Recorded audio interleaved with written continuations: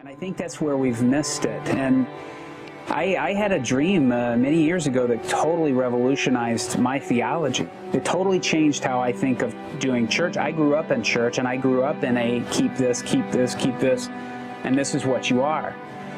I saw the Lord show me this picture of this church filled with drug addicts, with prostitutes, with drug dealers, with gangbangers, with people from all different sorts of crime life. And they were in this church, and they were doing everything wrong.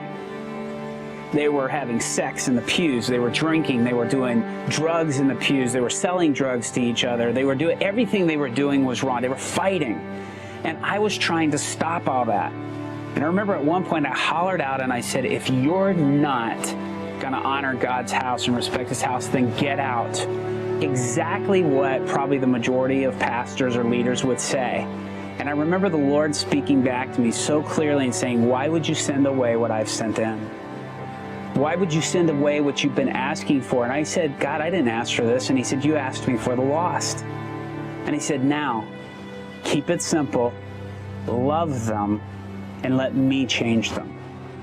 And that completely revolutionized how I thought of church and how I saw evangelism and everything. And it wasn't about pointing out to people what they were and were not doing, but what Christ was inviting them to. Love me, and I'll change you. Love me, pursue me, and I'll do all the hard stuff. I just want you coming after me. I started this movie wanting to see if God's love could exist in even the darkest of places. I knew that he loved us, but I was wholly unprepared for the tenacity, the patience, and the sheer power of God's love for all of us, no matter who we are or what we've done. There is a war going on all around us, and it's a fight to the death, but it must be fought and won with the only weapon we have: true, pure, selfless love. Love is not a better program or a slicker presentation, and it doesn't care about talking anybody into anything. It is given freely, and it is only found in the heart of a father who desperately wants to embrace his children. He showed me this unbridled pursuit of his kids when I went to a New Age festival in Mount Shasta, California. I had brought a team with me who simply wanted to pray for people and show them what God's heart looked like. The last time I was in a situation like this, I went looking for a fight.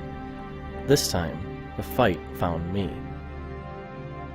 The team began praying for people, and many were getting touched by the Father's love for them.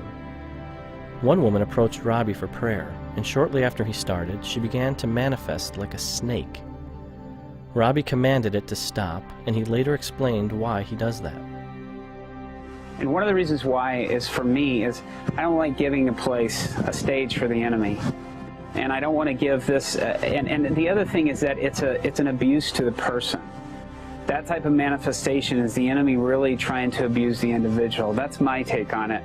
And when I see those kinds of things happening, it really makes me angry, because I see the manipulation of the individual, the abuse of the individual, and the humiliating them. But also it's Satan trying to demonstrate his power and trying to minister fear to everyone around.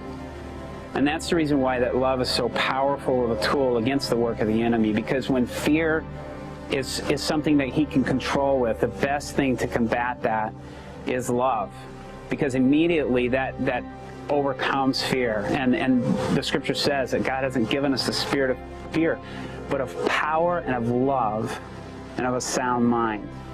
And I believe that those things, our power comes from the love of Christ. And even Paul makes a statement where he says, the love of Christ compels me to go places I would never normally want to go, and do things I would never naturally want to do. But it's driven and propelled by the love of Christ. I begin to just pray, Father, I pray that you would just love her. And just invade her with your love, invade her with your peace, with your joy, and let her know that this is really you, and that this is you inviting her to a relationship. And about that time, this one woman came from across the room and began to speak to her and say, tell them to stop this. Do you need me to help you? Do you need me to help center you? She began trying to counteract Robby's prayers. Her attempts went nowhere, though, and she finally gave up and left. And as she began to do this, it was very clear nothing was happening. Nothing was coming back because the presence of God was there, and the presence of God was there because we were there. And we, having Christ in us, the hope of glory, the hope for change, the hope, for her change and her deliverance was present. And so the enemy wanted to be nowhere near that. And so nothing was coming back.